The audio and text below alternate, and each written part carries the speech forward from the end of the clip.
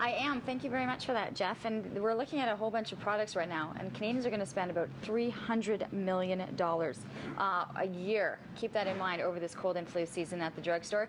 Joining us is pharmacist and author Sherry Torkis. Great to have you on our show. Thanks for having me. That's a big number. It is, and that was according to a Queen's University study. So we spend about $300 million a year on over-the-counter remedies and also antibiotics for cold and flu, which of course antibiotics are of no value for treating a viral infection. You might think you're going to get better, but unless you have a bacterial infection, you don't need to take an antibiotic. I think that's often the guess, is wondering, Yes. Do I go to the doctor, try to get antibiotics, and then you go and then they're like, there's nothing, Yeah, you're not getting but on you don't antibiotics. most people don't want to hear that. They want something to take. Right. But if you have a cold, you're better off to stay at home, stay away from sharing the germs with other people, and take some things that are going to help to speed healing. All right, you've got a great list of products right Yes. here, and all with kind of different age brackets. That's right. And where you want to That's see. right. So we'll start with the kids first off. Okay, yes, because we are kind of limited when it comes to children. A lot of the over-the-counter drugs are not studied for safety and efficacy in children and are no longer recommended. So I brought some safe things that you can give to children. Saline nasal drops, which are great for relieving congestion, and they help to thin the mucus and secretions. Putting a vaporizer in the child's room will help as well. Infant probiotics. There's been some research showing that probiotics help to strengthen the barrier, your body's natural defenses against getting sick. So that's a good infant probiotic. Echinacea can also be taken by children, not as a preventative, but more so to halt an infection early on. So we start to hear about echinacea, and then you start to pop it. Everyone says, Yes. have you popped it? As you start to feel this Yeah. cold coming on. When you're looking with children, Yes. it's more once it's set in. At the onset, it's not recommended for prevention. And same with adults as well. The research on echinacea has actually been quite mixed. Some studies show benefits, others do not. So it's really been very mixed. For prevention, though, you can take, this is Cold FX, which is widely available, very popularly used. It does have Health Canada approved claims for prevention.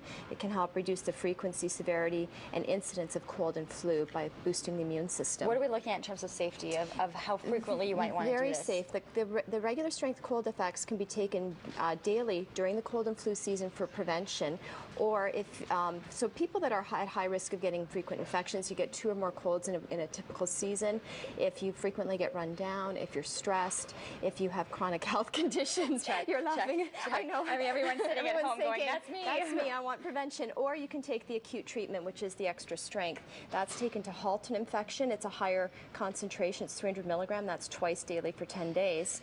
That's for acute treatment. Also things that can help your symptoms go away a little quicker, zinc lozenges. They don't taste great. They give you a metallic taste, but there is some evidence that they can help speed healing. They have antiviral properties, and they can help some of those symptoms go away a little quicker. So there's different types of zinc lozenges. This one has echinacea in it as well, vitamin C and zinc, and then straight old vitamin C and D, which still play an important role in supporting immune system health. You need to get a certain amount, though. What do you recommend in terms of, okay, one a day is not going to do the challenge. trick? With vitamin D, I would recommend anywhere for adults 800 to 1,000 units a day.